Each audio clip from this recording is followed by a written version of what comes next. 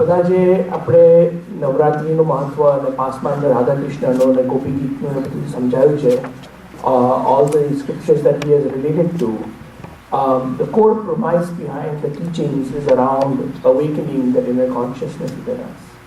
So he's going to take an attempt at, within the short duration of time, helping us do a little bit of a recap, right? So pay close attention for the first 30 minutes to 45 minutes as he goes through that journey of what all these elements mean to us on a day-to-day basis. In some of the discussions, it came out that sometimes we get ingrained into the story and the history that has happened in our deep culture. But have we really embraced the true meaning of that in our lives? So all these stories and all these depictions that we've talked about, whether it's the Mahabharata or the Navratri or the Gopi Geet or the Ramayana or other episodes of our history, are playing a role in our day-to-day lives. So he's going to try to help us see that a little bit more closely and the relationship to that, and see how we can practice all of this in our coming days. So with that, I'll like to give a warm welcome to Rajan Bhai and thank him for all these days of the great education and teachings that he has provided to us. So let's pay close attention and enjoy today's session. Thank you so much.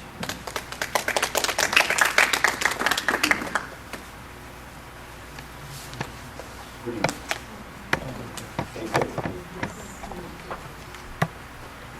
So we'll do a little bit of what you call revision, and we'll start again. What is the most valuable thing in our lives? What is the most valuable thing in our lives? Attention. Attention. Where does attention come from? What is the source of attention?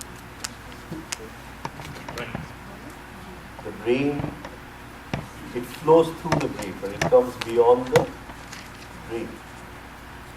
Something. So the attention is the light of the divine wanting to experience life. It flows through the eyes so the eyes can see. It flows through the skin so the skin can feel.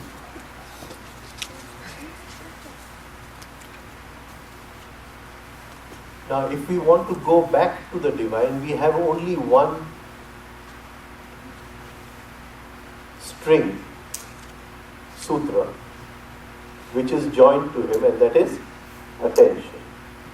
And we saw that in animals and plants, attention can only go out, but in man, attention can go both out and in.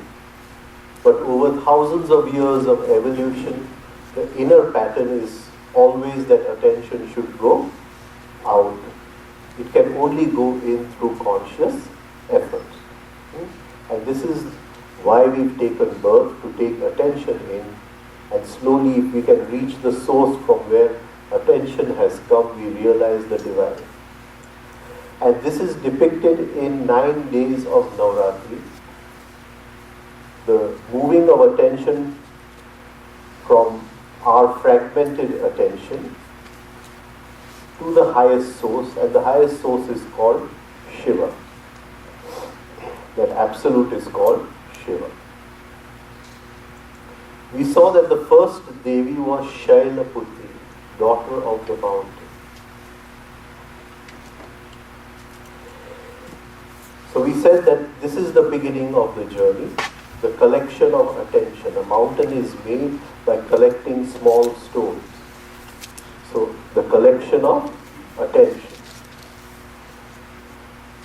We also said that there are 3 kinds of attention.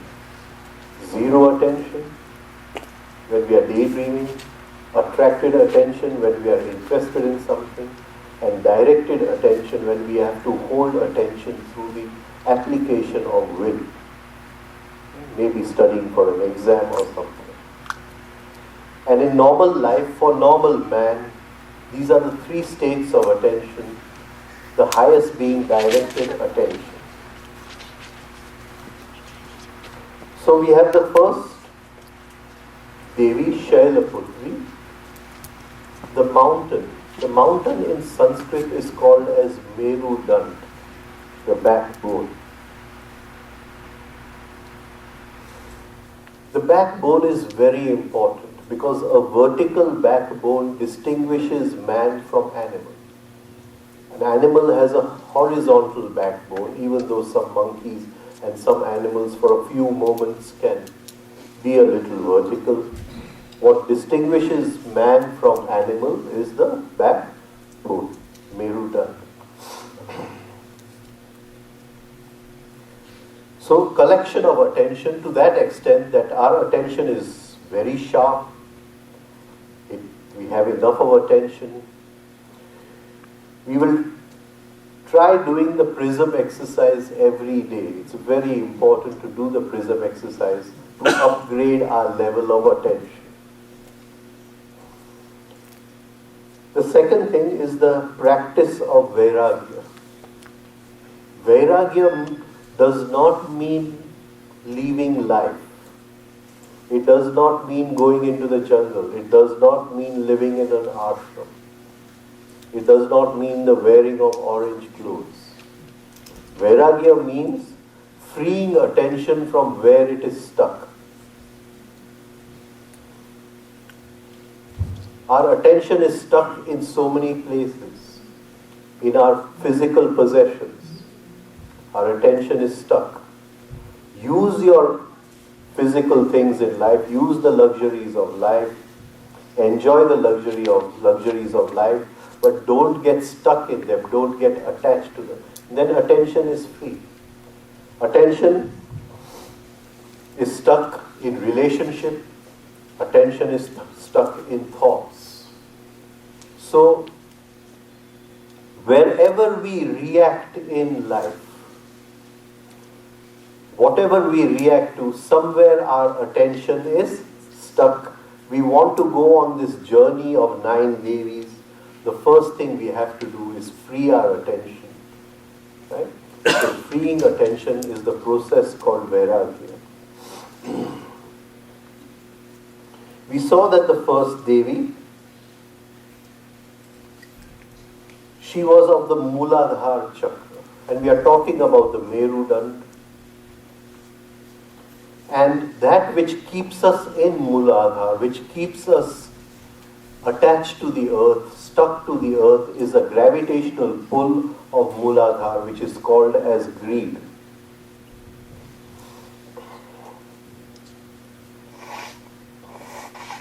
Lobha. So the ability to say no to negativity is freeing of attention. I can see that anger wants to possess me. I can see that a reaction wants to possess me. I can see that negativity wants to possess me. I can see that the thought of taking revenge on him wants to possess me. I start by saying no to it. If I say no to it, then my attention does not keep on getting into the thought of revenge. It is free of it. Right? So, the first Devi is Shailaputri, the Mooladhara chakra. What is the Kundalini energy? What is the Kundalini energy and how does it rise? It definitely does not rise by doing something with the chakras. You have to live a different kind of life.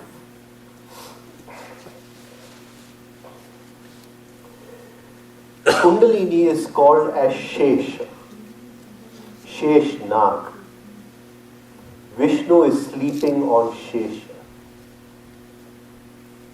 Shesh means residue. Shesh means remainder. We used to do mathematical problems and they used to have remainder so much. Right? Each moment of our lives,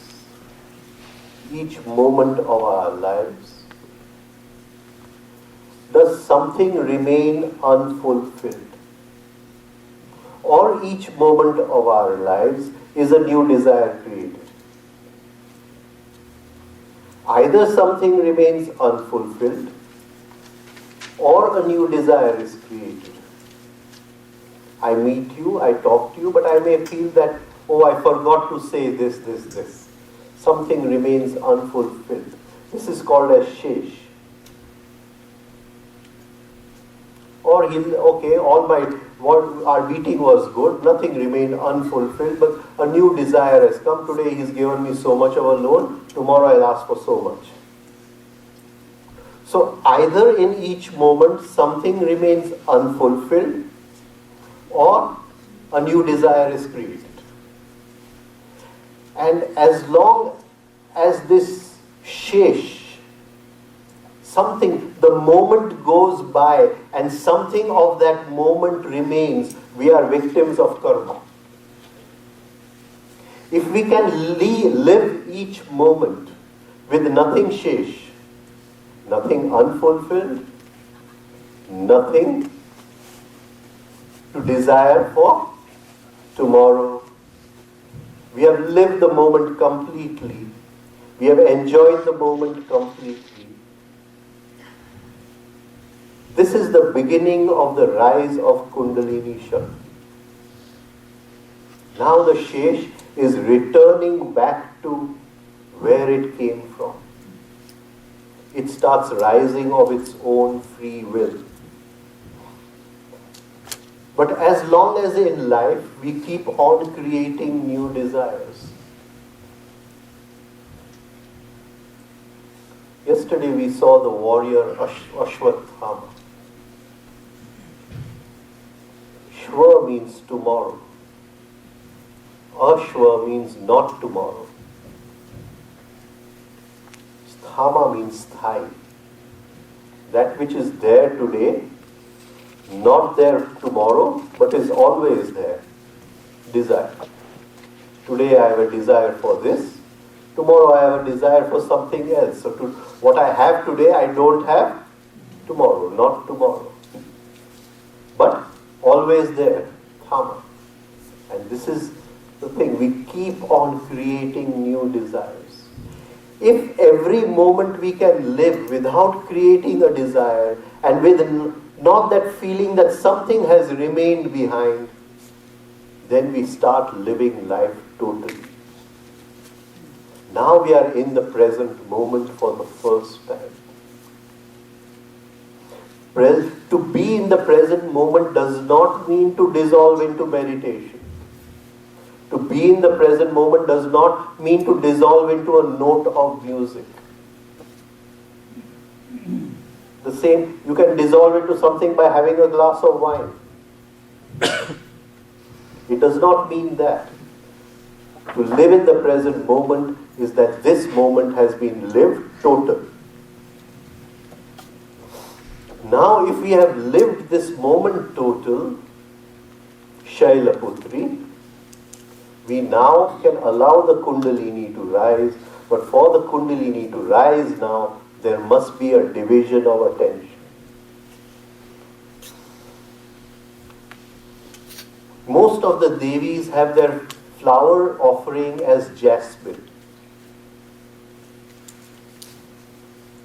In Ayurveda, jasmine has a deep connection with the sex center. So, Shailaputri, her flower is jasmine. It is not the Kundalini which is rising, but it is the sex energy which is rising. The rising sex energy now becomes the Kundalini energy.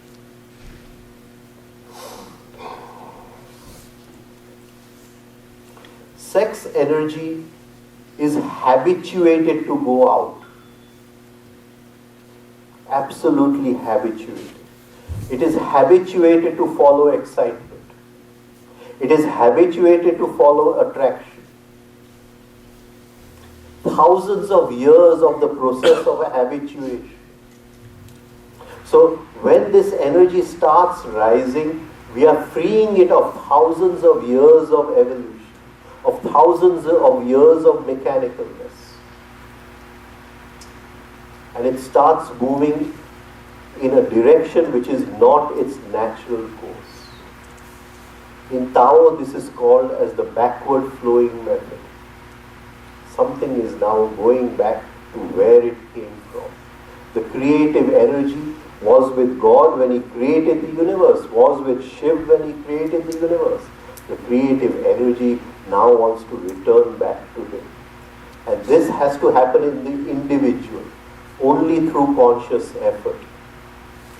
Nobody can give this to us free of charge. If somebody says, I'll put my hand on you and it will happen.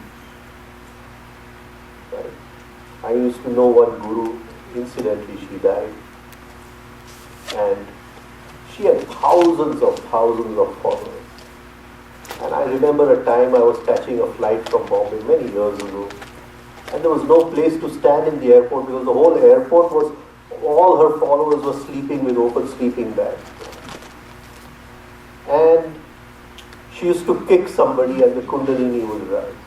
Now how can this happen? How can this happen? If things were so easy, then what would be the value of conscious effort?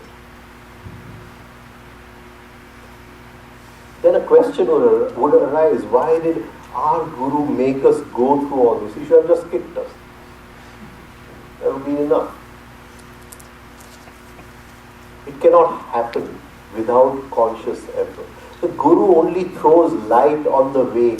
He can't do anything more than that. He can show you the science of the way.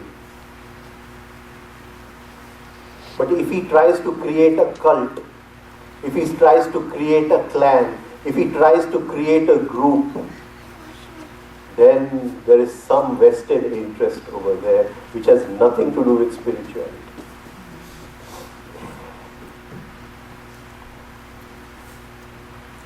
So the first Devi, Shailaputri, the daughter of the mountain, her flower is jasmine, are freeing our attention from wherever it is attached. The second Devi we saw was Brahmachari. Now we are dividing the attention. And from this our spiritual journey starts. One arrow of attention on life, one arrow of attention on the presence. The presence is the expanding consciousness, Brahma. Now this is the second step. The first is to collect enough money. The second is to start to invest the money in the right way, the right investment. And there is only one right investment, attention on Brahma. So we have collected in a mountain of money, and now we start investing in the right way. And we don't have to invest all the money, not all the attention. The trick is that 90% of attention is on life, only 10% is needed inside. When we sit in meditation, we are investing all 100% inside. If we sit in Vipassana, we are investing all 100% inside. This is a wrong science. Only 10% inside. 90% on the events of life. 90% on the reactions of life. So initially the attention is divided, and because it is so difficult to exactly divide it in this ratio, 10 and 90, we use the 3-step rhythmic breathing as a basis. Because in that, automatically when we are doing our work, breathing with the music, we take the music to the office, we do our work over there, we are breathing with the music, we are cooking the food, breathing with the music. Automatically the attention is divided in this ratio, 90-10. That is why the breathing is very important. We keep that small amount of attention on the music just to see that we are in rhythm. And this is the basic ratio.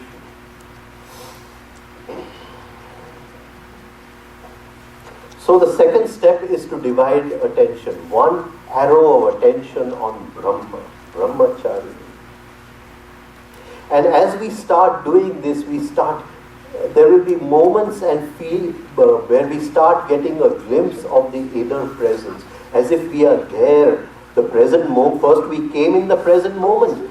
First we created the present moment, and now we become present in the present moment. We feel ourselves in the present moment.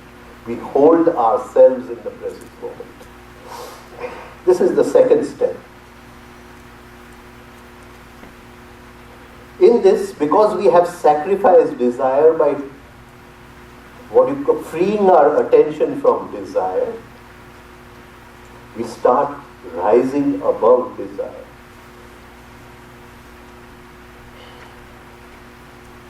And when we start rising above desire, desire is born in the Shiddhidatri chakra. It is desire which holds us in the Shiddhidatri chakra, kama. We start moving ahead. We start rising up. So the energy which started from the Meru Danda, the bottom of the mountain Meru Danda, the daughter of the mountain, Shailaputri, the energy is now rising up. So we freed attention, now we make double arrowed attention. The second Devi, Brahmachari. Again her flower is the jasmine flower.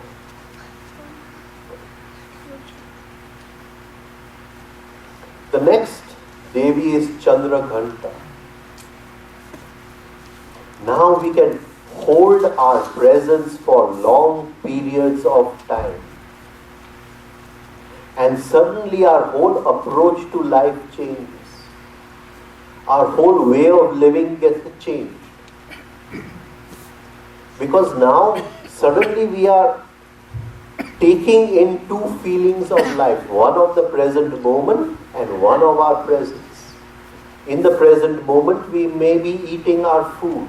So we are taking in the experience of eating our food, but at the same time we are taking in the experience of holding our presence.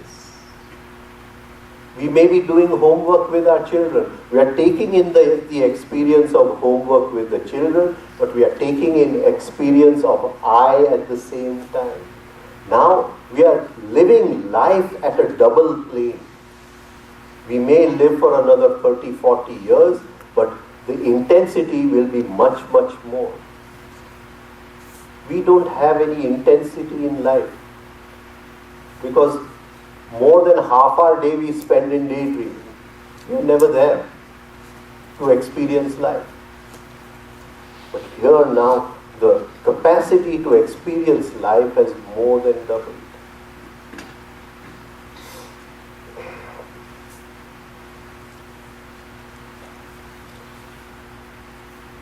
Just think about it. If we were to do everything twice, would we ever forget anything? Supposing I make a habit on doing everything twice. I put my phone here and I say, I again put it over here. So I put it here mechanically. I may be daydreaming, but to put it again I have to become conscious. Now will I forget where I put it? It's not possible. Similarly, I am taking in two experiences at the same time of putting my phone here, but I putting my phone here. And this is the Devi Chandraghanta. The experience of presence starts becoming concentrated, starts becoming more powerful. And then we see something very different in life. Life changes every moment. I'm eating food, it is so nice and sweet. 5 minutes later, I may be taking a bitter medicine. Life changes every moment. And we see that in eating the sweet food, I felt good. And taking the bitter medicine, I felt a little, upset. But the feeling of presence inside in both the cases was the same. And suddenly I say, now I'm experiencing the two poles of life, where at one pole life is ever changing, and one pole where the feeling of presence is never changing. That which never changes is eternal. It is not a part of our normal one-dimensional time, or what we call past, present and future. Linear time. So, something has jumped out of linear time. That which is watching everything. In the Yoga Sutra, this is called as drashta. Patanjali says, drashtuhu swarupe avasthanam. He says that now as the drashta becomes more and more powerful, it rises in avasthas, it rises in steps. And in the last sutra, Patanjali says, drashta pratishtanam. It's established in Shiva. This is the same journey. Now it is starting to move up the steps of consciousness, the ladder of consciousness, the spiral of consciousness. It's starting to move up. It has moved up from the Swadhisthana chakra. Again, the flower of this Devi Brahmacharini is jasmine. Chandraghanta, again jasmine. Like we said, a new understanding in life. Chandraghanta is the Manipur chakra. And the Manipur chakra rules excitement. It rules sensitiveness. In the Mahabharata, there is a beautiful example of the Manipur chakra. It's called Lakshadra. Something which explodes all the time. You will light a little match, the whole thing is burning. That is the Manipur chakra. That is why they say Krodh. It is the resting place of anger. But Krodh is not just anger. Krodh is the desire to control everyone in life. We can't even control ourselves, but we really love to control other people.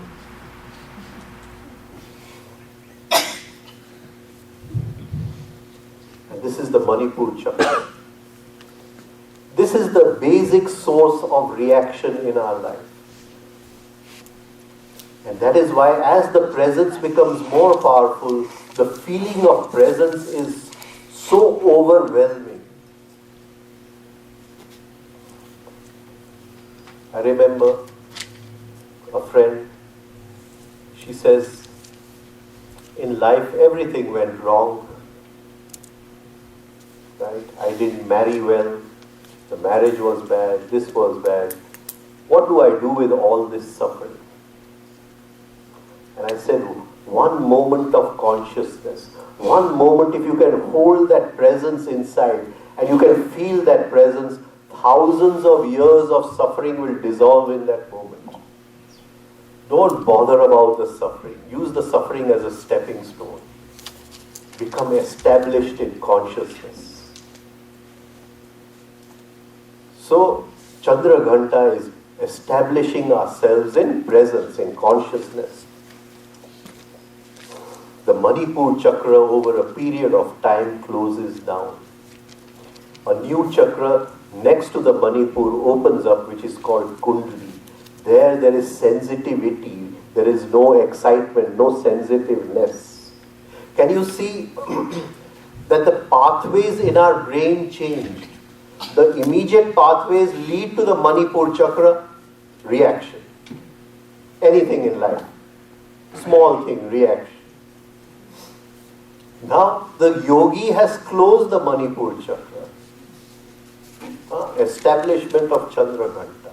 He has closed the Manipur chakra. The pathways now go in a different direction. Now there's no reaction. Now there's a different response to life. There's a different understanding to life. A deep understanding. And the deep understanding which comes is that nothing in my life can happen without my invitation. So there's nothing to complain about in life. This understanding, this dawning of truth comes. Again, Chandraghanta, the flower is jasmine. The next Devi is Kushmanda. Now we are creating Dharana Shakti.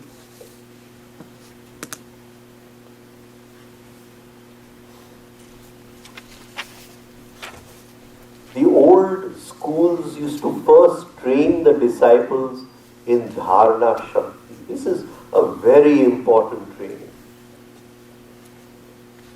Dharana. The power to hold, the power to visualize, the power to conceptualize.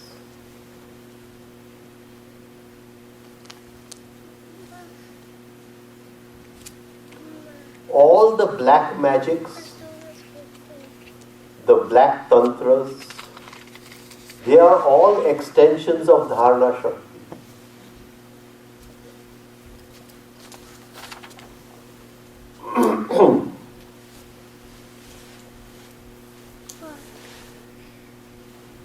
The person who is practicing the black tantra,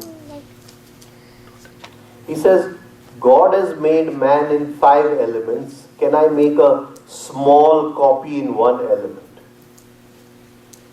So maybe he brings about, now the, what you call, Manipura is closed down, Kundli has opened, so he has the power of sensitivity in his hands. He now adds the power of Dharana Shakti to that sensitivity. And say he wants to make a man out of 1 element, water. He holds the feeling of water in his hand very, very powerful. And he gives a form through his power of Dharana, he gives a form to that. And he gives an order to that. And just as we have human being, he has created something on some other plane. This is how all the black magic works. So, when we come to this stage, unless we are guided properly, we may feel the, what do you call, the urge to misuse something. It happens. It happens. So the Devi Kushmanda, the beginning of Dharana Shakti, spiritual will. Not willpower, spiritual will. This is very, very powerful.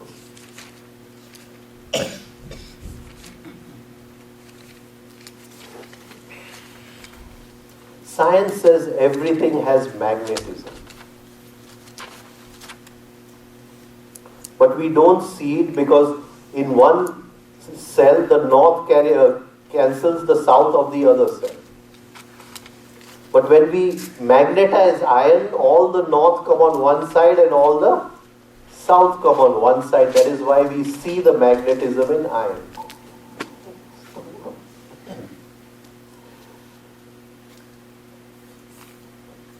Similarly, whether it is the cells of our body, whether it is the cells of our psychic structure, one cancels the other. If we see our psychic structure, I want to go for the movie also, I want to get up early in the morning. One desire cancels another desire. I want to fast also and I want to eat at the same time. One desire cancels another desire. I want to earn money also, but I want to be lazy also at the same time. One desire cancels another desire. Now, when we come into the state of dharana, everything becomes aligned. All the desires become one desire, the desire for the divine, or the desire for whatever black magic we want, I don't know. Right?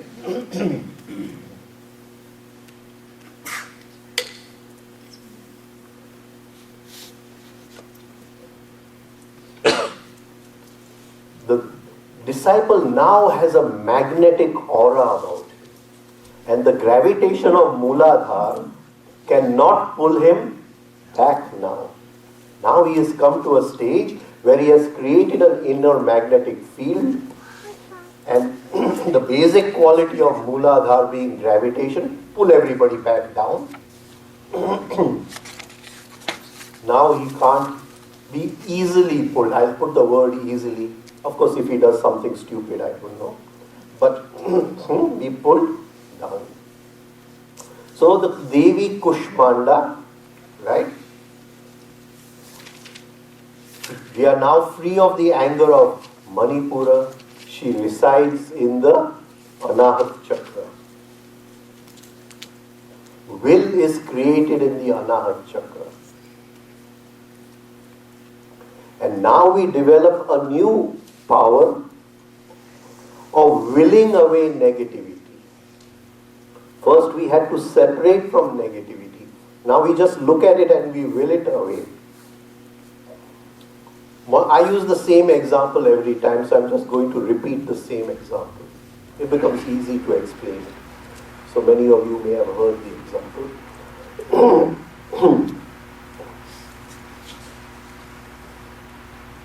Supposing somebody is driving a car very fast and very rash, and we are sitting next to him, next to the driver's seat,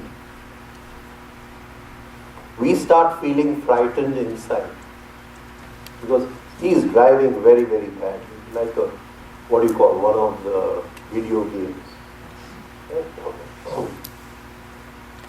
Now this is an opportunity to create will. So, and because I have practiced this a lot, I'm sharing this with you. Never tell that person to stop driving the way he is driving. First of all, look inside and say to yourself, in the most, what can happen? If I die, there is no problem. Maximum, I can break a few bones. And say to yourself, it has already happened. Now what? This is the creation of will. And you'll be surprised, at one point you will be sitting in uttermost peace. It has already happened, now nothing more can happen. Now what more can happen? Why should I worry about it? Why should I waste my attention in thinking about it? Keep my attention free. If the final moment comes, I want my attention free, brahmachari. I don't want it to be stuck in how badly he is driving. I'm not telling you to practice this, but I have practiced this. And you will be surprised, a sudden, what you call spurt of anger is coming, you'll look at it, you'll will it away. You now created the will. A thought of taking revenge upon him is coming up, you'll will it away. I don't want this. It'll be immediately vacuum cleaned. Some other excitement thought is trying to make a slave of you inside, you will it away. Now we have the power of will. Kushmanda, she created that will, that womb inside, the egg inside, from which her Kartikeya was born. She created that egg. It's the Anahat Chakra. Freedom from moha. Freedom from suggestibility. We are very suggestible people. Very, very suggestible. And the gurus, they use suggestibility. I don't know, you've not lived with a guru. And the guru, he doesn't like any of his disciples to remain at peace. He wants them to always remain on tenterhooks. He wants them to always remain confused. So he keeps on throwing stones. And somebody would go to meet the guru and he would say, you're doing well and all, but I am worried about Rajan. He's not doing things properly. And Rajan may be doing things more than properly, but he'll throw a stone over there. And of course he knows that person is going to come and tell him. Suggestibility. And he's watching whether Rajan is suggestible or is he free of suggestibility. But we become victims of suggestibility. He said this about me, said that about me. Suggestibility. Suggestibility lies in the Anahat Chakra. But now we are rising up, we've created will. And when we've created will, nothing can hypnotize us again. Nothing can make a slave of us again. We are free of that. So the Devi Kushmanda, creation of spiritual will, we don't have to worry about any of the negative emotions any longer. The minute they come, even a small, slight strain of them, we will them away immediately. Now the time has come to kill all the patterns which create negativity. All those patterns from which have been with us for thousands of years. And for that, the next Devi, Skanda Mata, she gives birth to Kartikeya. And it is this energy called Kartikeya which kills the patterns.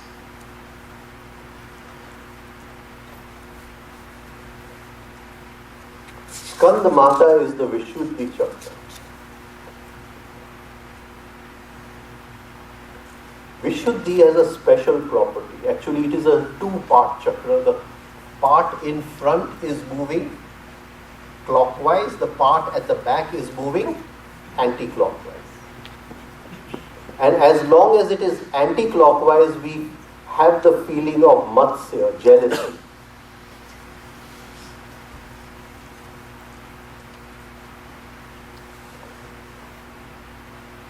Now this Devi over here, Skanda Mata.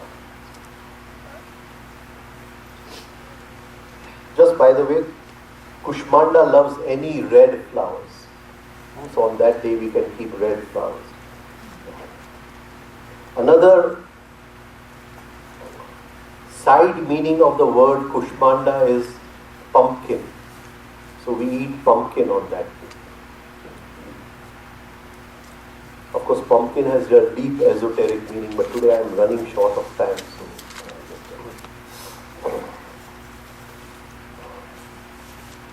Kartikeya was born to kill the Rakshas, the demon called Tarkasur.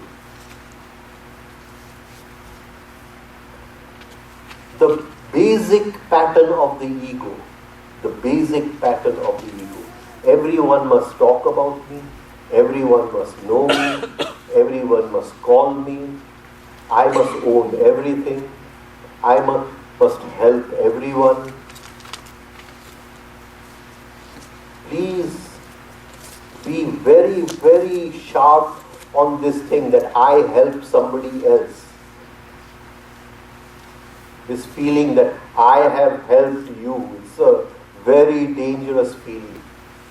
I call it the feeling of meritoriousness. That I have done something worth merit. It's a very subtle part of the ego. Help people and do vairagya of the feeling of meritoriousness. Drop it. Tyag. Of course, we feel nice when we help somebody else. So maybe we can eat one chocolate and throw the rest away. One moment you can give the ego one chocolate. Okay, you help someone. Throw the rest away. So I have the rule, one chocolate is allowed. One chocolate. After all, the ego must feel a little nice. Right. So, Vishuddhi, the jealousy.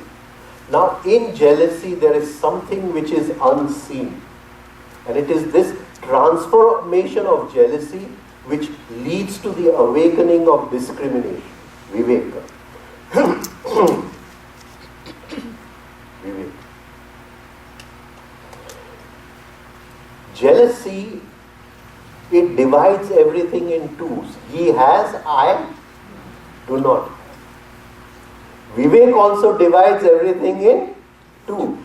The observation of the duality of life is Vivek. The realization of the duality of life is Vivek. The understanding of the duality of life is Vivek. The power of discrimination. So in jealousy there is mechanically too, in Vivek there is consciously too.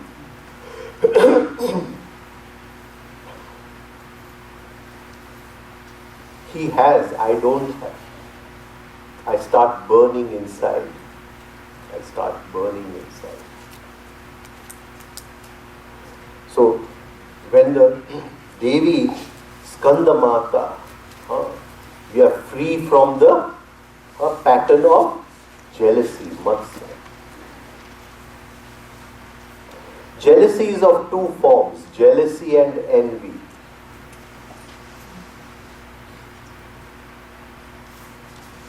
Jealousy can be transformed into something positive. If he comes first in class, I may feel jealous and I may make an extra effort to come first in class. I have transformed the jealousy into something positive. It is still jealousy. It's transformed. I've made use of it. I've used it as a stepping stone. But I'm a very lazy person. I don't want to transform jealousy. Then jealousy falls lower into envy. And then when he is not looking, I will hide all his books or something so he can't study on them. And this is envy. Where instead of trying to rise higher, we pull the other person down. Pull the other person down.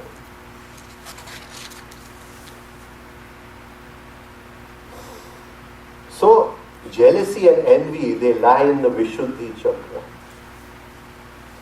And we'll be shocked that if we observe our thoughts, we are more envious of our friends than our enemies.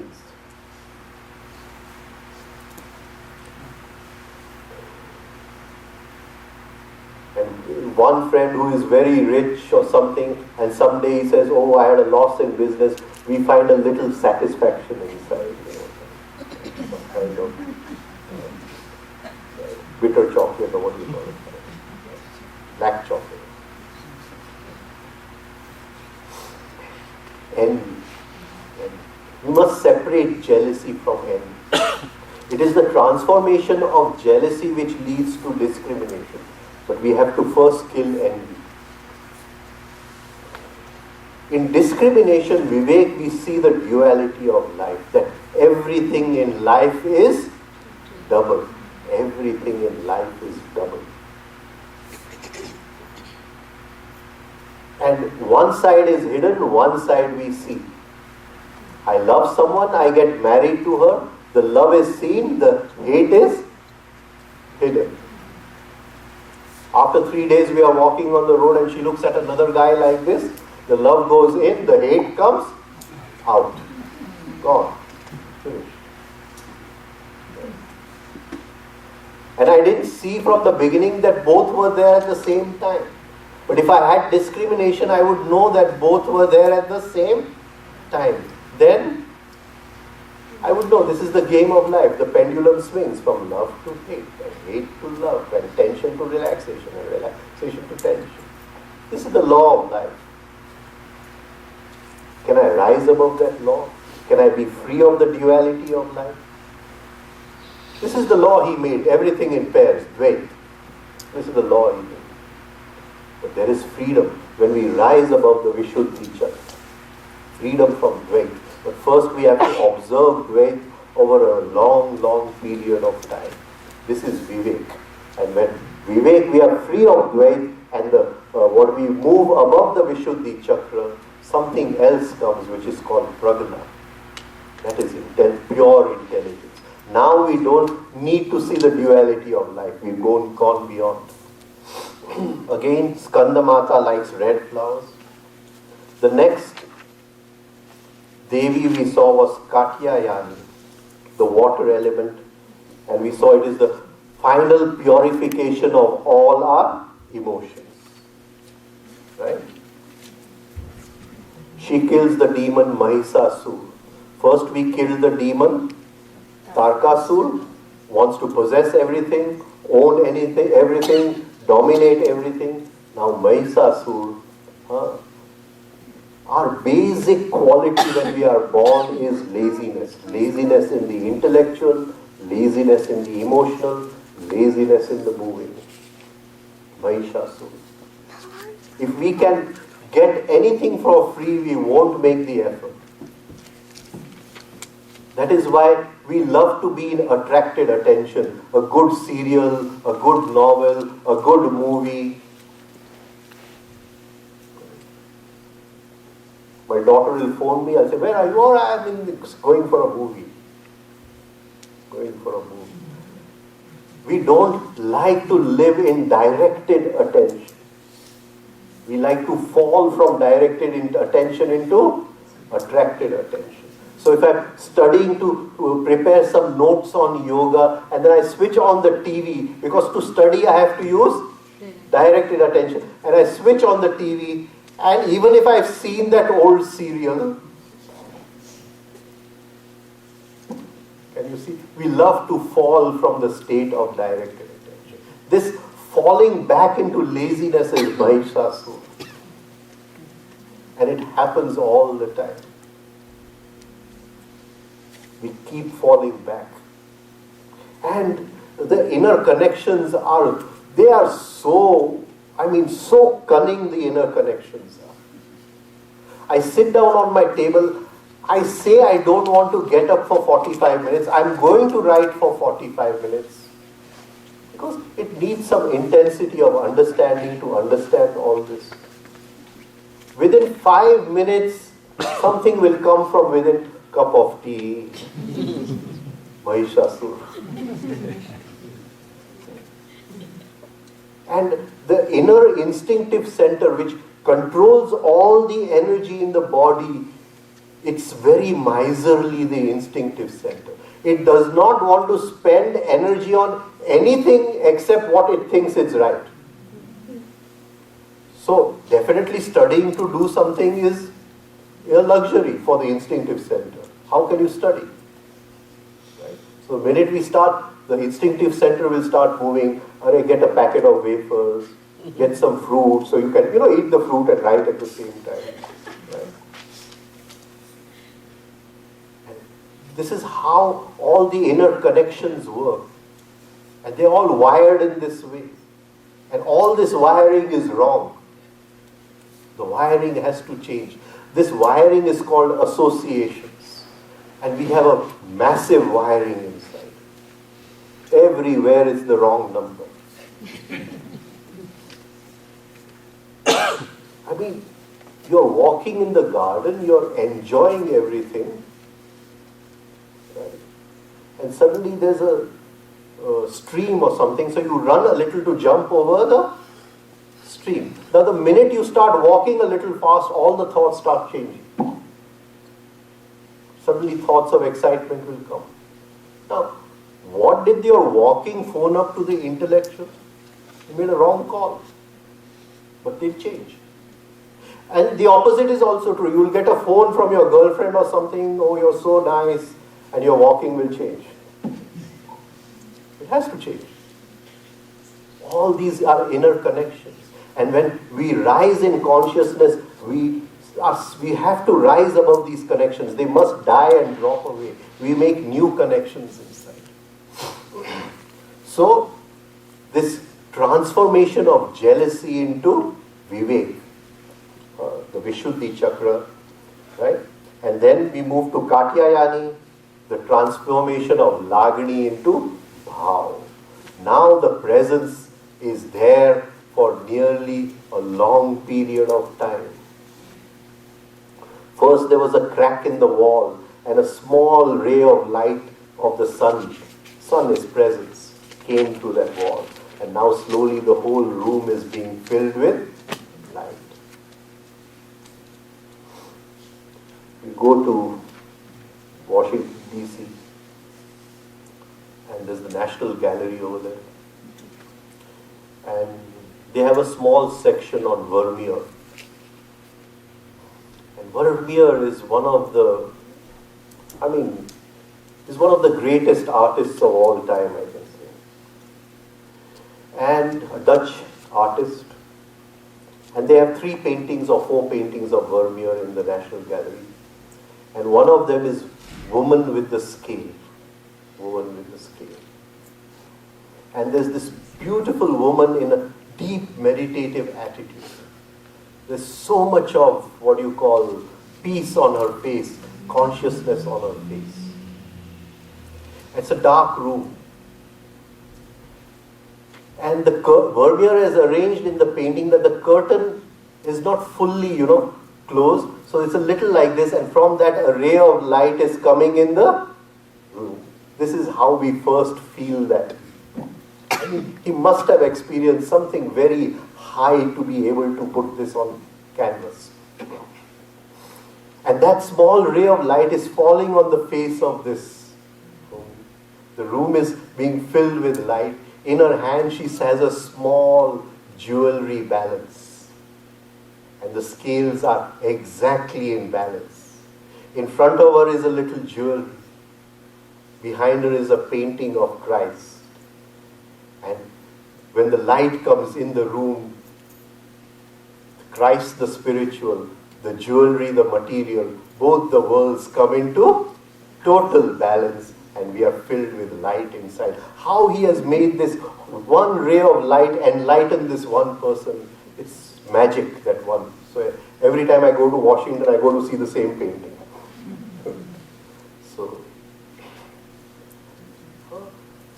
now the presence is coming in the room. The whole room is being filled with light.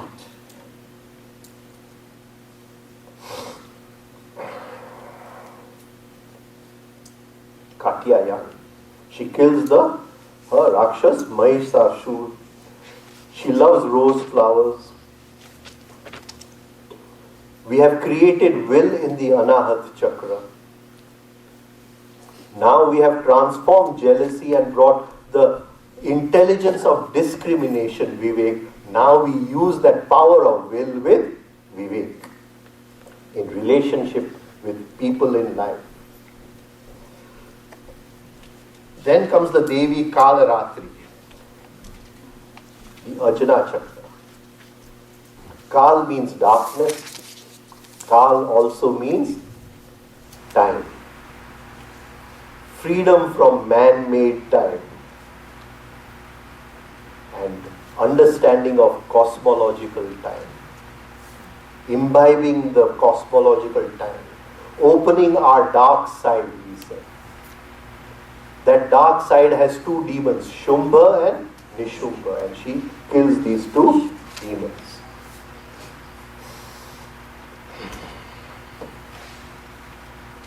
The Kundalini Shakti has moved through all these chakras in this way. We started by living in the present moment. Kalaratri. It's very important to understand darkness. Because now the Devi is going to merge at some time with Shiva. And the quality of Shiva is Sat Chit Anand. Sat is presence, the presence which we are holding. Sat is presence. Chit is the attention we throw on the presence.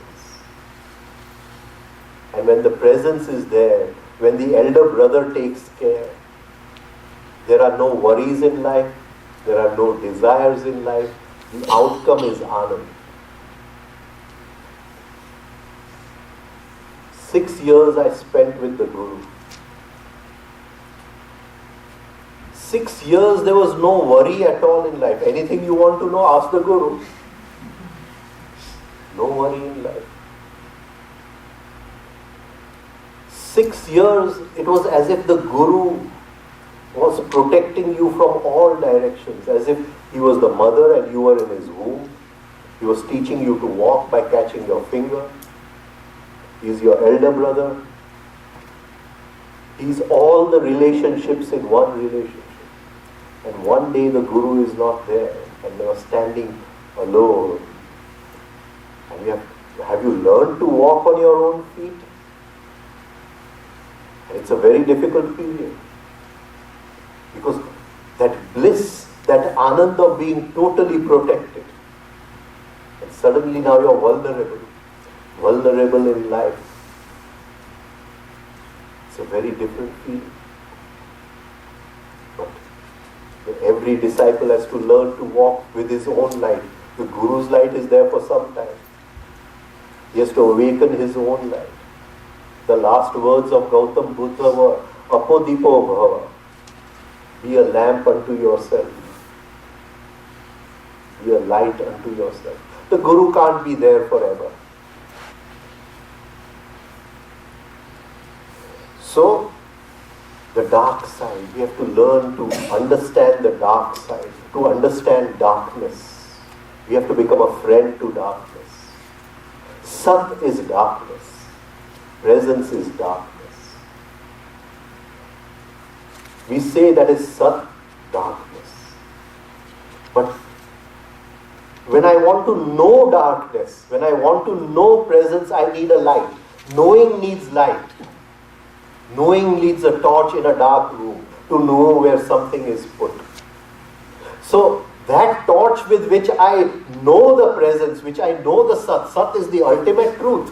But to know the ultimate truth, I need a light. The light of consciousness, that is Chitta. So I throw light upon it. Of course I realize in that ultimate truth there is no desire, so there is Anand all the time. But there is a difference between Sat and Chit.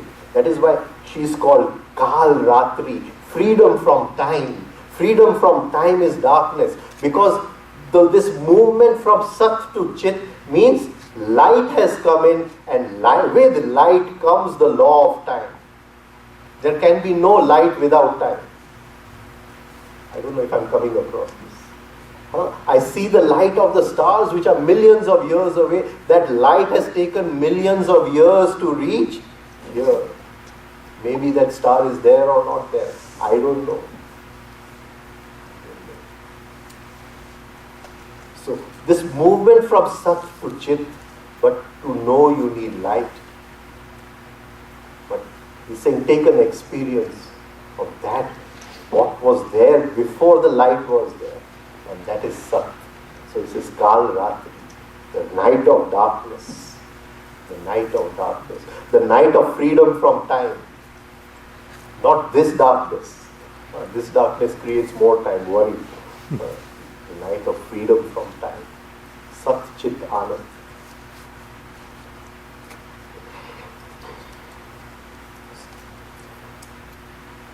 And from Kal Ratri we come to the next Devi, Maha Gauri. We have enough time.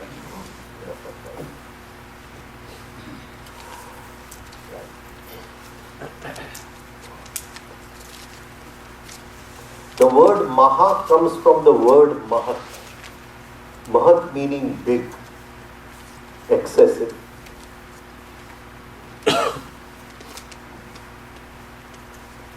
The great infinity. Gauri, a young girl, good speech, devotion. But it also comes from the root gu. Gu means to expel, to throw away feces. So, to become this Gauri, you cannot do it by applying Pond's cold cream. Right? You have to expel the negativity, be free of the negativity. Otherwise, we apply Pond's cold cream and we hide the negativity.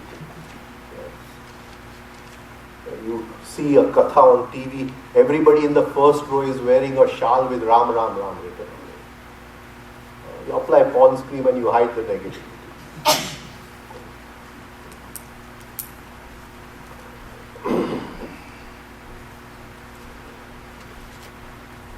Maha Gauri. She is riding a bull, Vrush Arud. As Shailaputri was Vrush Arud, but here the Vrush has become white, Shvet. It has become white. There the Vrush was black, full of tamas. Here now the Vrush is full of sattva. The sex energy has risen through the chakras. It has come to the Ajna chakra. It is free of all excitement. It is free of the law of attraction and repulsion. It is now pure intelligence. It is no longer sex energy, it is pure intelligence, the sattva guna. She carries a trishul, we've gone through the trishul. She is in Abhay Mudra, that we've gone. She has a damru, the small drum. It's a beautiful thing, the damru. It is created by two triangles. Should I draw it or you understand? I'm running short of time. So, it is created by two triangles, Purush and Prakriti. Shiva and Shakti. Devi and Shiva. Now Devi is going to meet Shiva. Shiva is going to appear to her in this form.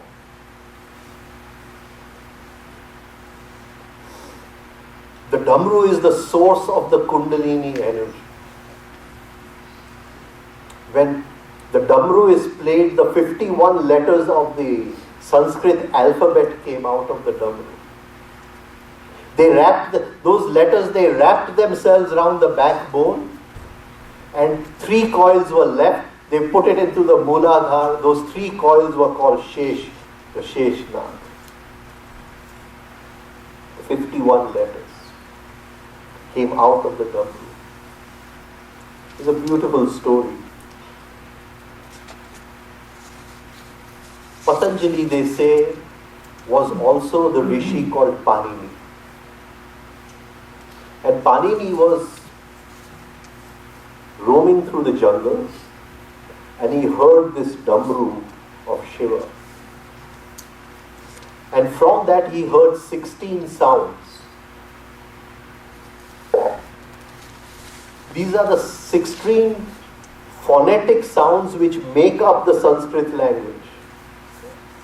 He heard them from Shiv's Damru. And then he sat down to write the Sanskrit grammar. Till then it was not called Sanskrit. Till then it was just Krut. There was no grammar. So in the old texts, the Upanishads, the Vedas, there is no grammar. In the later texts after Panini, there is grammar.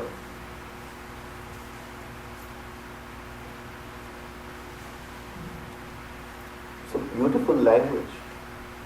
The whole Yoga Sutra is written without a single verb. There's no verb in the Yoga Sutra. There are just statements. Yoga Chitta Vritti Nirodha. Now whether no verb, so we don't know whether Chitta Vritti Nirodha has to be practiced. Is it going to come to us automatically? No verb. In the whole 195 sutras. So, from that Damru, it is a source of God's Shabda, source of the Kundalini. In the beginning was the Word, and the Word was with God, the Damru. Now, what does Maha mean? Mahakal, the big time. What does it mean?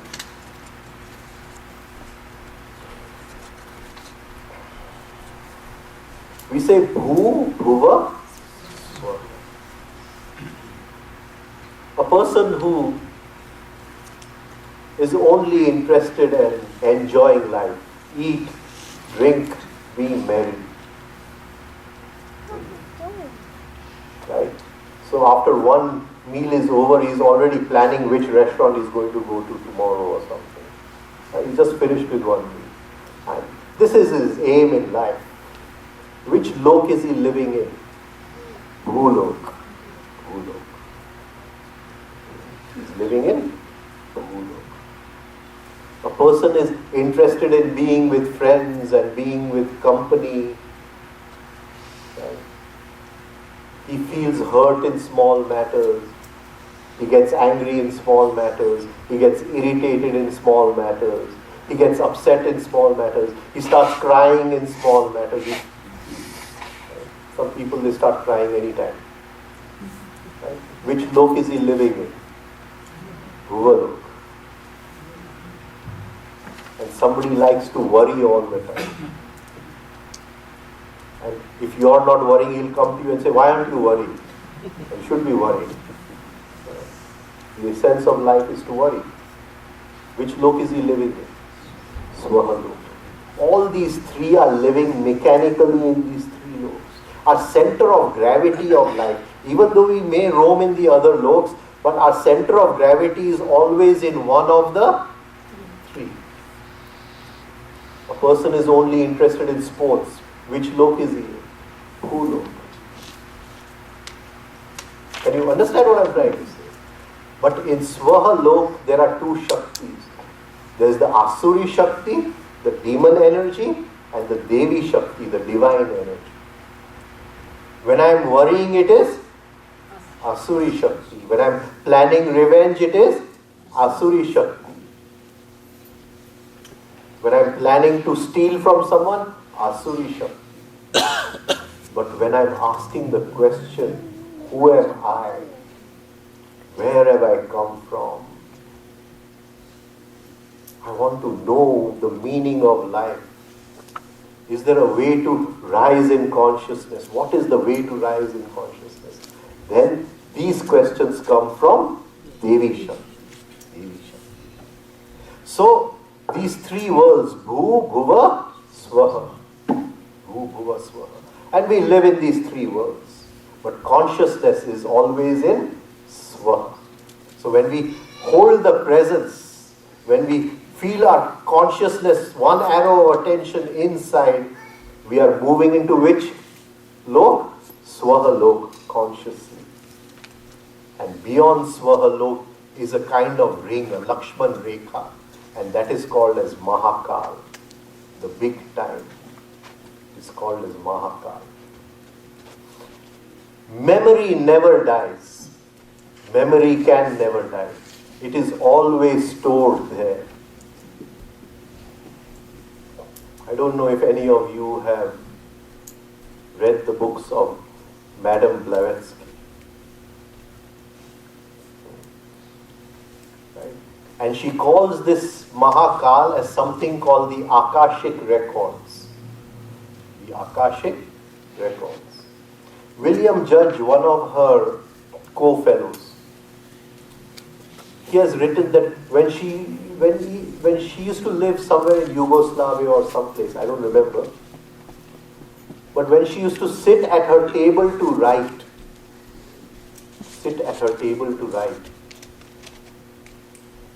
the whole room would become freezing cold. She never wrote. Something wrote through her. And she has written those books. The Secret Doctrine, ISIS Unveiled. Of course, those are not intellectual. This thing, you don't have to read them. But she's written a very small book which can be read in 1 hour's time called The Voice of the Silence. That is worth reading. Beautiful. And she's written another book called The Telltale Gallery, but it is not available anywhere. And that is also, but that is about the dream world and the deeper dream world. When we enter consciously in the dream world, what kind of scenery we see. So, there is now the big memory. The big memory, it is called Mahakal. The disciple has to break through this memory. Then he goes to the higher regions which are called as Jana, Tapa, Satya. So when we say the Gayatri mantra, we say Om Bhu Bhuva Swaha Maha Jana Tapa Satya. This is the basic Hindu cosmology. Behind the whole Hindu thought, this is the background, these 7 loks. This is the background. But the disciple has to break the big time, Mahakal. For us, this is very far away. But we can start practicing from now.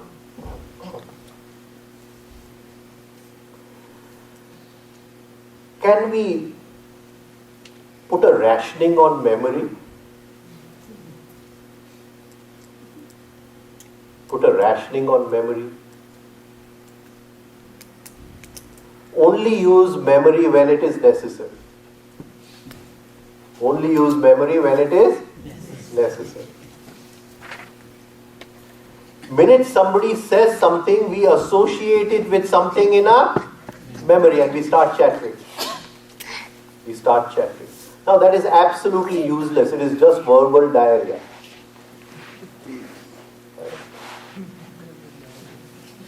So when we are talking to somebody, he says something and we realize that the same thing associates with something we did, right? And we are becoming victims of memory, slaves of memory, because we want to say that thing fast. Slow down, pause. Tell the memory, get lost. I don't want to be a slave of memory.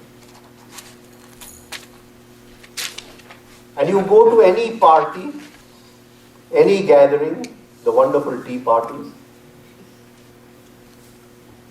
and everybody is throwing memory at each other.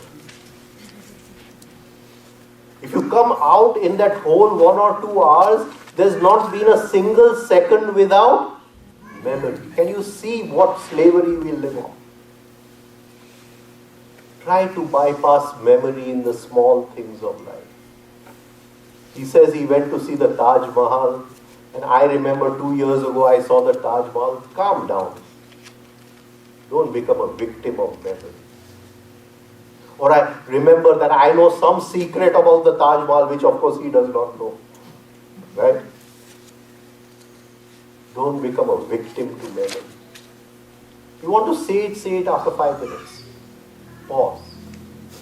But don't say it when memory forces you. You are just feeding memory. That Mahakal is becoming stronger and stronger. And one day we have to escape out of it. Start from now. Now,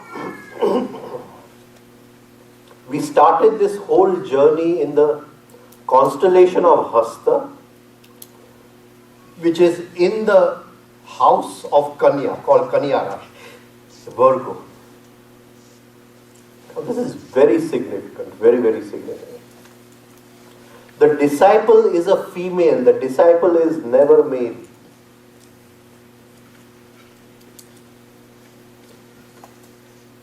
A male cannot kill the ego. Only a female can kill the ego. That is why we have 9 Devis. Yeah, after you kill the ego, you merge with Shiva is different. But to kill the ego, a female is needed. The ego is Bhishma.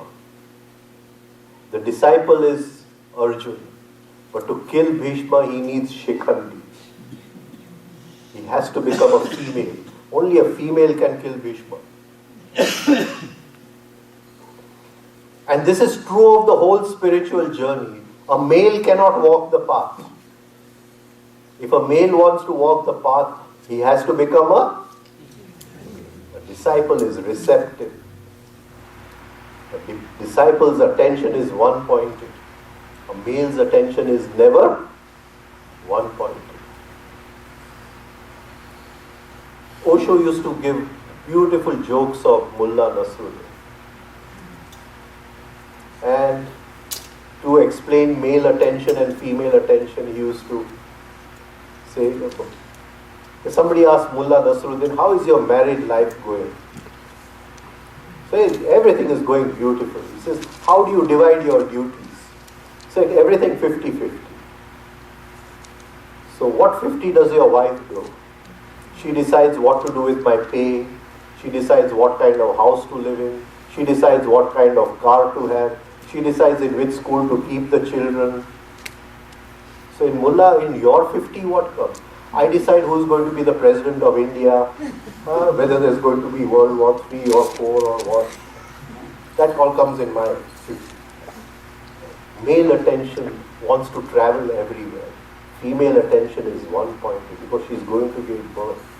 And when we want to become a disciple, we need female attention, not male attention.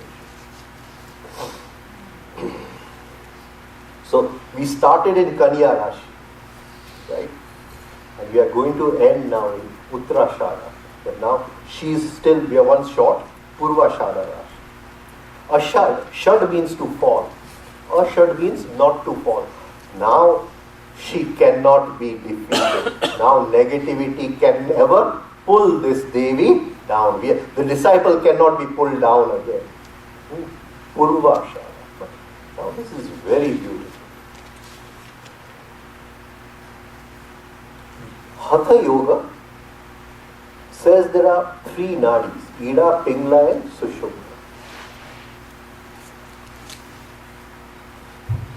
Ida is the eastern Nadi. Pingla is the western Nadi. And when the ego dissolves and the disciple merges into Shiva, the eastern and the western, they merge into Sushumna. They die. They die into Sushumna. Purvashara, the eastern, now the time for the death of the eastern has come. It's going to merge into Sushumna.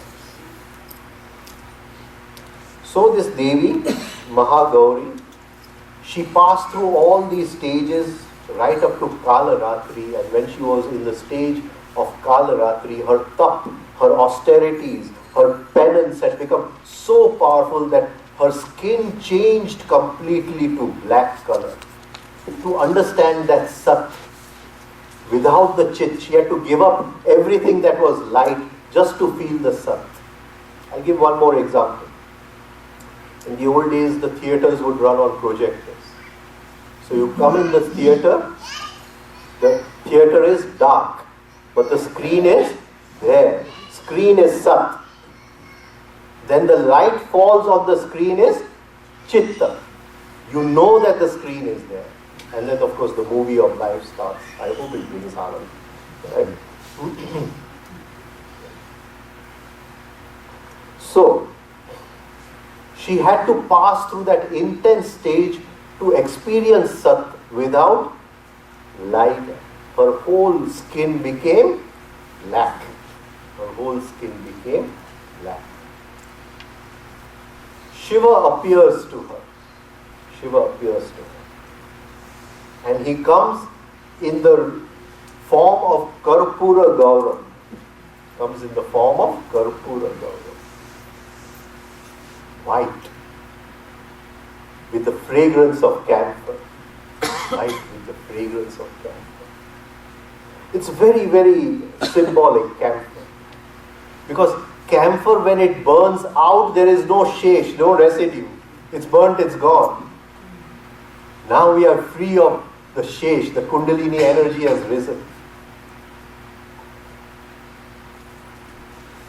And he gives her the boon of his whiteness. He imparts it to her. He imparts it to her. And from that stage of Kalaratri, she becomes Maha Gauri. She has gone beyond time. She has gone beyond memory. She has imbibed the Sattva Gun, the Shweta Ambar of Shiva. She is now pure intelligence. Moved ahead. Now there is nothing left. No shesh. Nothing left. In this state now there is no seed left. Everything is burnt without residue. No karma created. The ego has gone.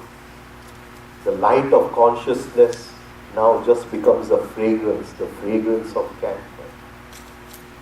Fragrance can merge anywhere. You have a greenhouse of roses.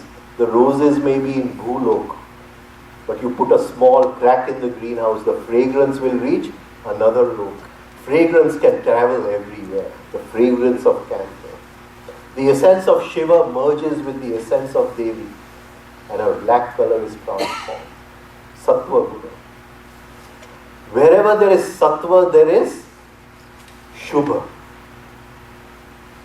Shubha means to be happy in the present moment. Shubha is always in the present moment. Labh is in the future.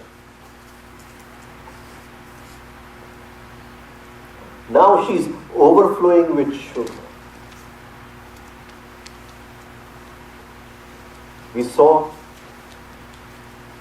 that she was riding this bull, but the bull is white, Sattva, the pure energy of creation. And this Shubha is now the disciple sees in every thing in creation. His eyes cannot see otherwise. His eyes cannot see otherwise. He cannot help it now. In every moment he sees the good only.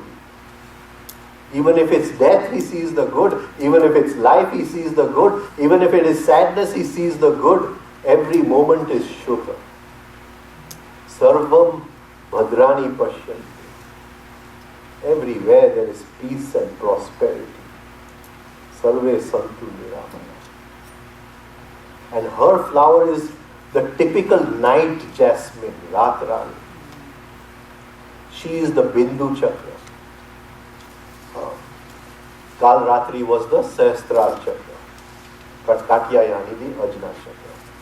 Sahasrar is the biggest chakra. It is the modem which connects to everything in the universe. When we need to connect to the internet, that is, we connect to every brain in the world, every computer in the world, we connect through the internet. Similarly, if there is brain on any other planet, whether in plant, whether in animal, wherever there is brain, the Sahasrar can connect. It is the universal internet. And beyond that is the divine Shiva in Bindu. He's sitting in Bindu. The Bindu is protected by Akash Tattva. So still that Akash Tattva has to be broken completely. When that Akash Tattva breaks and the divine merges with the disciple, that Akash Tattva comes down and fills the whole disciple with rhythm and balance. Every move, every scene, every touch, every word, every sensation now is in rhythm and balance.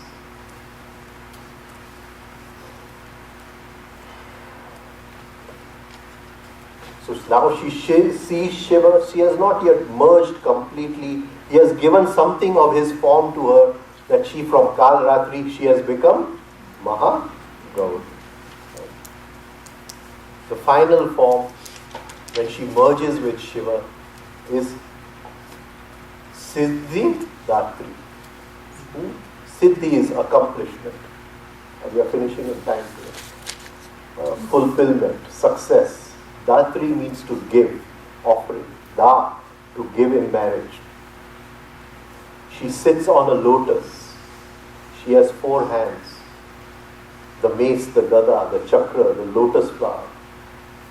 And the shank. The shank.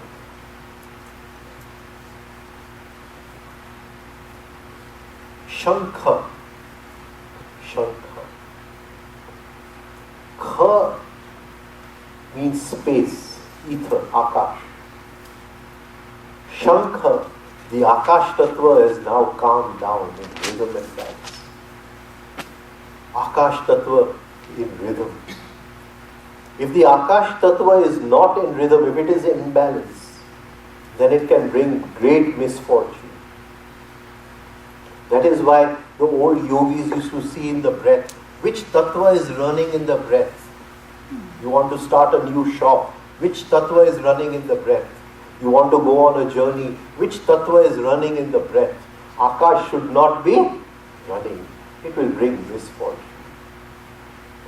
Now, this Akash Tattva has come into rhythm, Shaman. It has been calmed down. Shank means that which is holding water. The higher emotion has opened up. Shiddhidatri. Now she can love without an opposite. Now she can feel compassion without an opposite. Now she can grace without an opposite. These emotions have no opposite. It is free of the law of reality.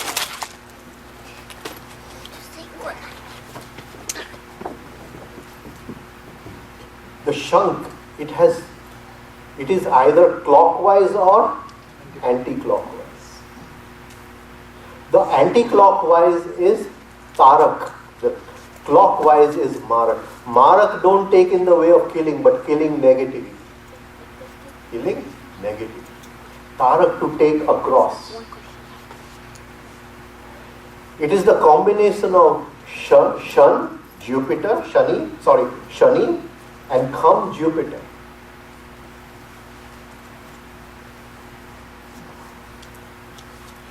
The two energies which make the universe, the centrifugal force and the centripetal force, they are both hidden in the Shani. It is the spiral of life, and when we climb the spiral, we are free of the law of the pendulum. of the opposites. Reminds us of the law of eternal return.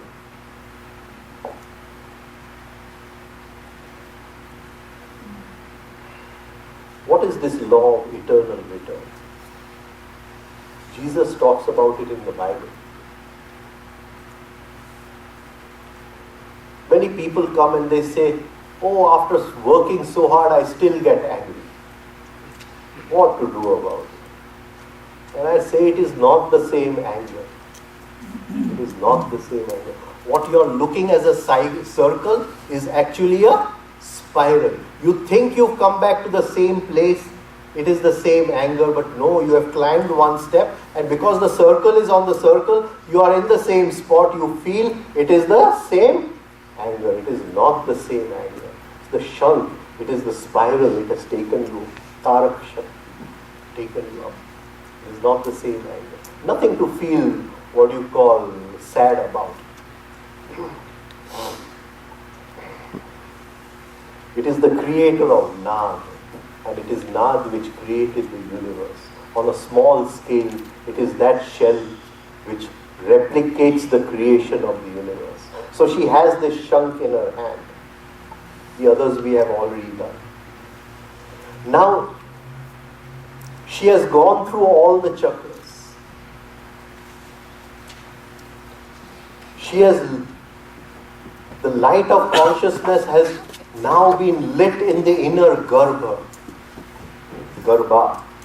the inner Garbha, the light of consciousness. And from each chakra she is able to get a quality which she can share with everyone. That is why it is called Shiddhidatri.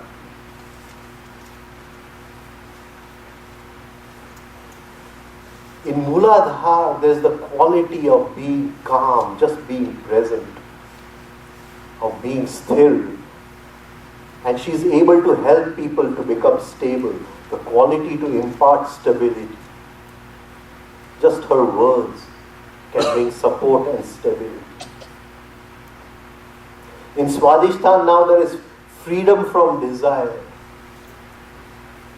And now what has risen is the creativity of life. She can bring joy in the small situations in life. Swadhisthana. When we study the Mahabharata, we see that in the Swadhisthana there is the water element. And we have a warrior in the water element in the Swadhisthana chakra. He is called as Nakul. So we have in Mooladhara Sardev, in Swadhisthana Nakul, in Manipura, in Kundli we have Arjun, in Anahat Bhim, and in Vishuddhi Yudhishthira. These are the higher qualities of each chakra. Nakul. Now she does not belong to any society, any clan, any kul. Water does not belong to any. It dissolves everything. Now everything dissolves in her and she can help someone to be free of all the conditionings of life.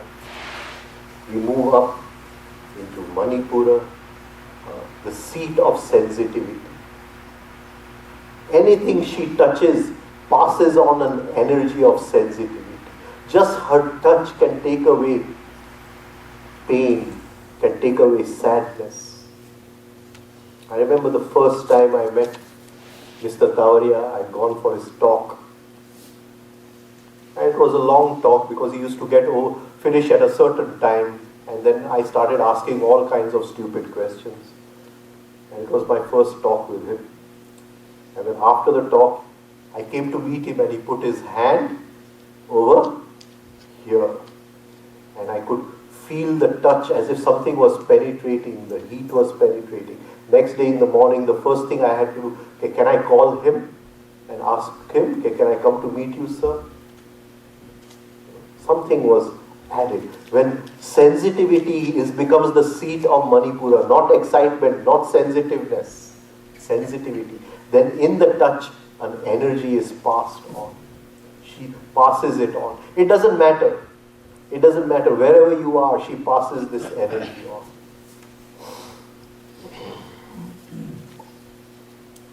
Anahat, the energy of love and compassion. But this love is a different kind of love. It is the flame of love. Even if your worst enemy comes in front of you, you can't help it but love him. Now nothing else is possible. You can't tell the fire, don't fall on this person and fall on this person. You can't say, I only want to forgive him, I don't want to forgive her, so I shade the lamp over here. The light should not fall upon her. It's not possible. It's not possible. Now the light falls on whoever comes in front. Vishuddhi Chakra, the wisdom. She is now full of the wisdom of the universe. All the wisdom is with her. Ajna Chakra, it is the only outgoing chakra. All the other chakras are internal. It's the only outgoing chakra. The chakra of relationship. The chakra of understanding people. When you want to help someone, you understand someone. These are all the siddhis which she shares with someone. And she is always connected to the divine center, to Shiva. And so in everything she does, she bestows that gift of divinity. This is the final Devi, Shiddhidatri.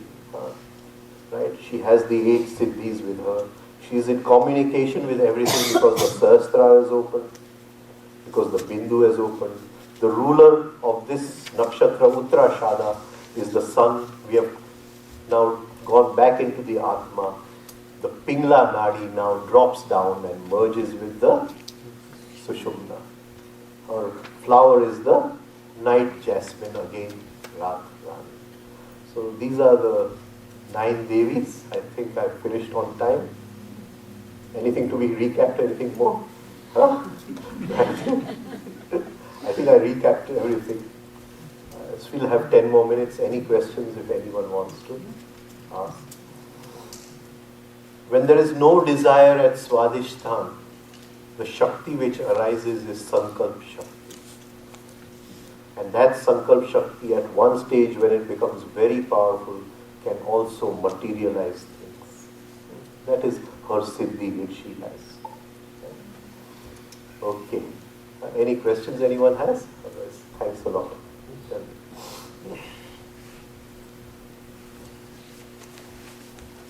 So we're starting into Navratri here in a few weeks. So what are you starting? We're starting Navratri season here, so Yeah. just having this talk is great. To invoke flower, the colors, the nakshatra as you talk about is great. Can this be practiced throughout the year? Yeah, so when you start your dance, you do a puja of that Devi of that day. Right? So you will put the things which are related to her. You will also, in the dance, the garbas of that day will have her special mudras. Right? And when you go around her, you go around her 9 times, I suppose. Right? And you say the mantra of that Devi. You will be open, you will understand the qualities and try to visualize those qualities within yourself, which we have talked about. That is called invocation.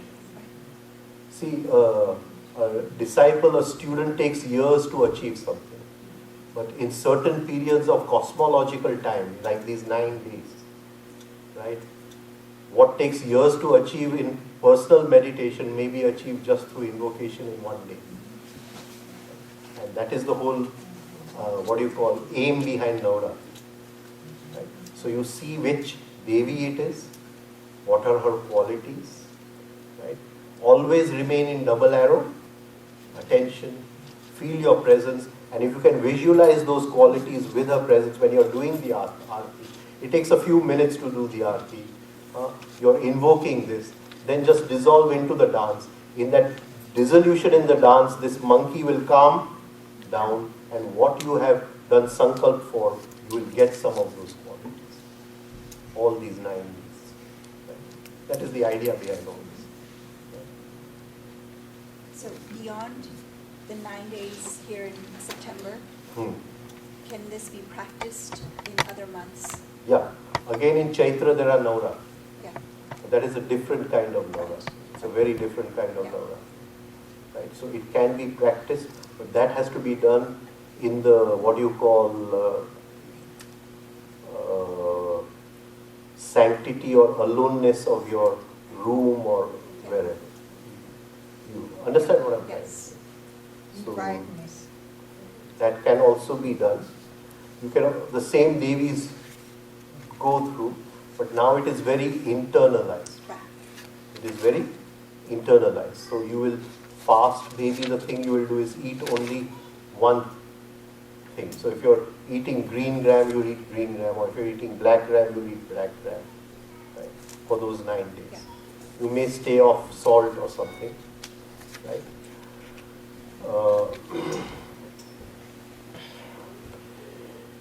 You don't have to go into elaborate practices, but you could do, some mantra throughout the 9 days. So you say you decide you want to do 108 per day. Now, always in between sittings of the mantra, do some exercises, right? So the pranas are again flowing. Otherwise, they become static when you're sitting, right? And you could do it in those 9 days also. The Devis are the same. Again, in Magha there is a Navratri, and again in Ashad, but we won't talk about that. There are 4 Navratris in the year. Again, this is connected with the breathing of the earth and the sun. On the 6th, on which day? 6th, no? We are going to take the law of octaves. Yes. The law of octaves. And when we study the law of octaves, you will see there are 2 intervals in the law of octaves. And these 2 intervals are the 2 Navratris, the Chaitra Navratri and the, what do you call? Aso Navratri. These are the 2 intervals in the movement of the earth around the sun, in the cosmological time of the earth's relationship to the sun.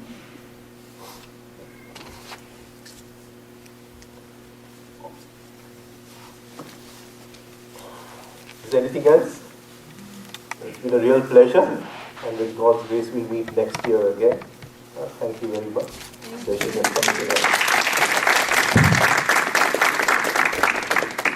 Thank you all for making the last 6 days eventful and memorable. Rajan Bhai has taught us some very deep qualities over here of life.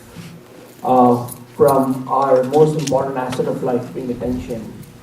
So, the smallest gift that we can give Rajan Bhai is from here on at least being attentive about our reactions and how we can take a pause in every response that we give. Just wait for those 5 seconds and see if you can observe the thought that has come in and the attention that you now choose to give out or take in, right? He has explained to us in very beautiful words and the story of Navratri. Again, the same principles apply in most of our stories, whether it's the Mahabharata, the Ramayana, or the Gayatri Mantra. A lot of these takeaways, if we start implementing in our lives, we'll see a massive change in difference. And we're very, very thankful to Rajan Bhai for sharing what he has achieved in Guru Shishya Parampara from his Guru, Sri Tavariya Ji. And with that, let's give a warm well of thanks and welcome, thanks to Rajan Bhai for his time, dedication, and support in helping us understand all these core principles of life. So with that, let's applaud Mr. Rajan Bhai. From a final program recap perspective, on popular request, and given that the phase exercises were only taught briefly last time, we're going to have a dedicated session this Saturday coming, which is day after tomorrow, at 11 o'clock to 12 o'clock over here at Devi B for 1 hour. It is the first Saturday of the month where Himaben teaches the exercises and recaps them. And we will do the phase exercises during that time. Rajan Bhai will be there. So take advantage of that. And for those of you who are interested in the Law of 3 and the Law of 7, where Rajan Bhai will give a brief talk around that at 9:30 in the morning on September 6th. It's Wednesday, it's a weekday. It's a very close forum just for a little recap of notes and some discussions. You're welcome to come. If you're interested, give me your name or number or give it to mom, and you're welcome to come and join us for that day. Right? With that, we hope to see Rajan Bhai again next year. For those of you guys airing on Facebook or those people who will like to stay connected, there are a few very, very important changes that we're making. We're globalizing and standardizing the name from a search perspective. So if you're on Facebook, you'll search 3SRB Global. 3SRB Global, there'll be only one group. So if you're into multiple groups, you only want to join the group called 3SRB Global. Similarly on WhatsApp, there will be a centralized WhatsApp group which is called 3SRB Global as well, right? There are two websites, 3stepbreath.com and 3srb.org. The purposes behind the Facebook group and the WhatsApp group will be to keep people informed of the programs and also send out weekly articles and other information of Rajan Bhai that will be there. It will not be used for massive inflow of information, overwhelmingness, discussions. It's just primarily there to focus on the intensity of the 3SRB initiative. This is an effort being conducted by a group of individuals out of the Mumbai Center. We're very thankful for their support in making that happen. Also, a mobile app is being launched whereby which you'll be able to listen to the 3SRB music, and some of the exercise videos will be there. So no matter where you are, if you need to see the face exercise music or the regular music, you should be able to have access to that. So we're very thankful for the people that have created that. Again, that app is called 3SRB, and it should be available in the App Store if I'm not mistaken now. So take a look at that as well. And there are more forthcoming news and events associated with that. Finally, from a schedule and events perspective, keep yourself posted and looking at the emails that you receive, or the Facebook page, as well as the WhatsApp group. We'll be airing live from Chicago next week. That's next Friday, Saturday, and Sunday. That'll be in Chicago. And post that, starting Monday, we are in Washington, D.C. for about 7 days. And from Washington, D.C., it goes over to New Jersey for another 9 days. Right? Stay tuned for all the information. And once again, a very warm welcome and thanks to all of you guys for making Rajan Bhai's tribute to his guru possible, and we thank you all for your support. A very, very special thanks to the BVP organization. It has supported Rajan Bhai's activities for the last 7 years, and without such a great association, none of this would have been possible.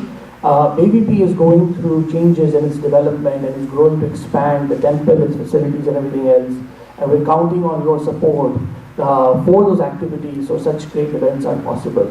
Okay, with that, thank you very much and have a great evening. Yes? Can you pass on the information of Chicago to our email so we can forward to our Yes, the same email group will have the schedule and calendar in it. Yes, and we'll be sending one out.